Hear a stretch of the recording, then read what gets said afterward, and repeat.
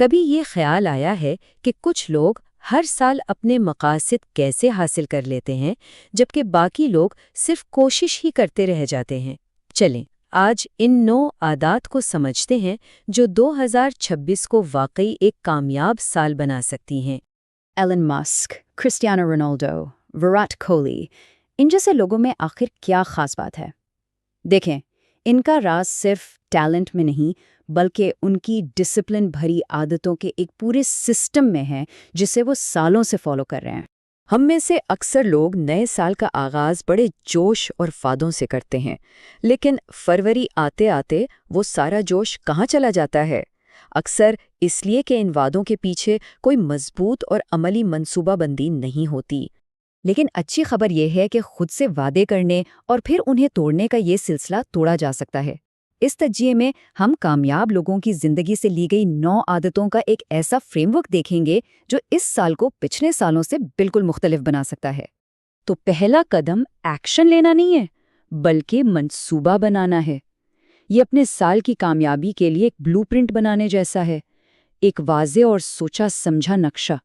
تو اس کی شروعات ہوتی ہے اپنی تمام خواہشات کو کاغذ پر اتارنے سے۔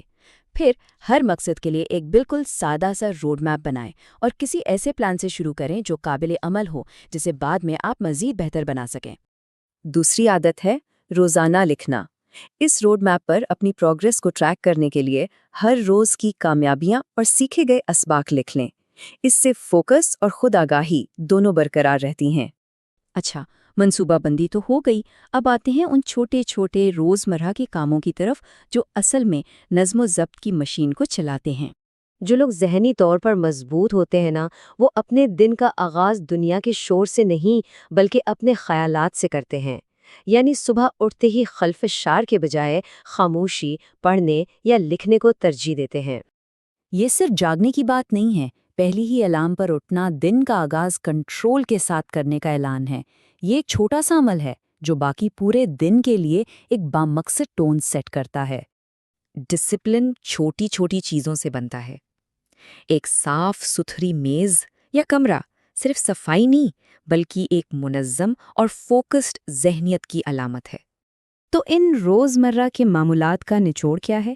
یہی کہ یہ چھوٹے لیکن مستقل کام ہی ہیں جو بڑی کامیابیوں کے لیے ایک مضبوط بنیاد بناتے ہیں۔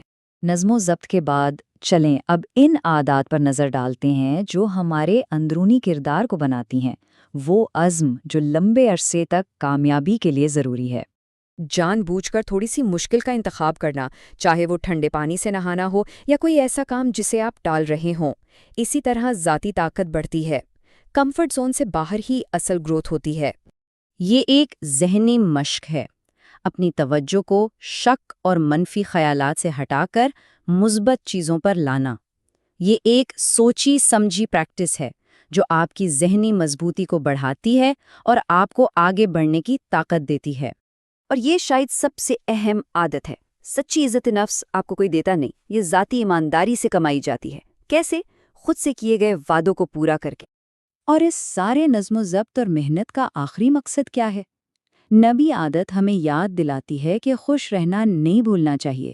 آخرکار زیادہ تر لوگوں کا مقصد خوش رہنا ہی تو ہوتا ہے اور اس پر کوئی خرچ بھی نہیں آتا۔ اور یہ بات اس پورے نظریے کا کیا خوب خلاصہ کرتی ہے۔